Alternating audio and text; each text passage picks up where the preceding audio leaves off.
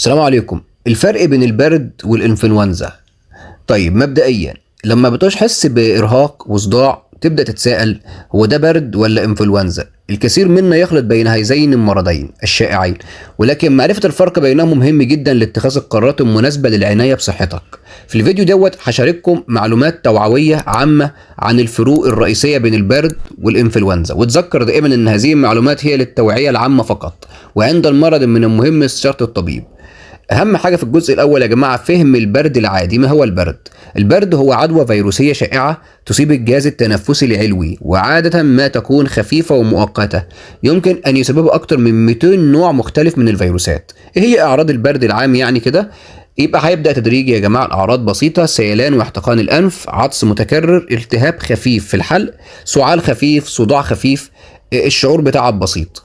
مدة البرد يا جماعة بتستمر من 3 ل 10 أيام، غالبا لا يحتاج إلى تدخل طبي، يمكن التعامل مع أعراضه بالراحة وشرب السوائل الدافية.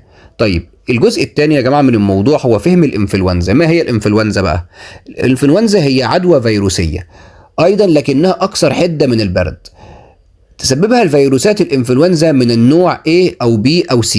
أعراض الإنفلونزا تظهر فجأة وبشكل قوي: ارتفاع في درجة الحرارة، وآلام شديدة في العضلات والمفاصل، وإرهاق وتعب عام، وأحيانا صداع شديد وسعال جاف والتهاب الحلق وقشعريرة واضحة. طيب إيه مدة الإنفلونزا بقى؟ طبعا هي حسب مناعة كل إنسان، وعموما الشائع بتستمر من أسبوع لأسبوعين. قد تستمر حالة التعب والإرهاق لمدة أطول، تختلف شدتها من شخص لآخر. طيب إيه الفروق الرئيسية بقى بين البرد والإنفلونزا؟ هي سرعة ظهور الأعراض. في البرد بتظهر الأعراض تدريجيا، أما في الإنفلونزا بتظهر أعراض فجأة وبشكل قوي جدا.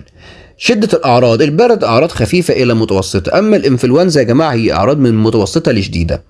في الحمى، في البرد نادر جدا ما بيبقى فيه حمى وارتفاع درجة الحرارة، أما في الإنفلونزا غالبا بتسبب ارتفاع في درجة الحرارة. إرهاق: البرد خفيف يعني مبيبقاش فيه إرهاق جامد، أما في الإنفلونزا بيبقى إرهاق شديد ويستمر أكتر من أسبوع. في آلام الجسم، البرد آلام خفيفة أو غير موجودة أصلا، أما في الإنفلونزا آلام عضلية ومفصلية واضحة.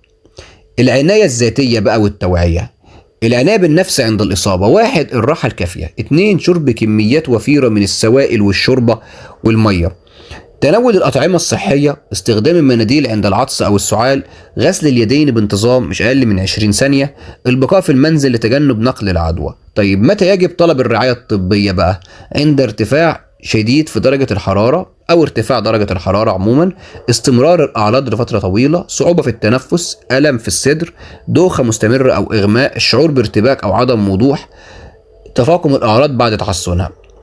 تذكر تاني إن هذه المعلومات هي للتوعية العامة فقط، يجب دائما استشارة الطبيب للحصول على التشخيص والعلاج المناسبين. طيب الوقاية يا جماعة. طرق الوقاية العامة هي غسل الإيدين بانتظام بالماء والصابون، تجنب ملامسة العين والأنف والفم. إيديك هي أكتر حاجة ممكن إن هي تتعرض للعدوى، فما تحطهاش على عينيك أو مناخيرك أو بقك.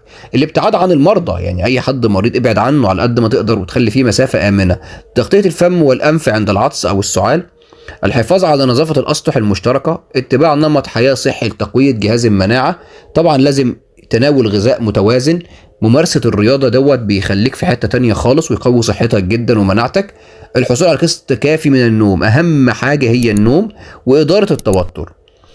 شكرا لمشاهدتكم، وأمل أن يكون هذا الفيديو قد ساعدكم في فهم الفرق بين البرد والإنفلونزا. السلام عليكم.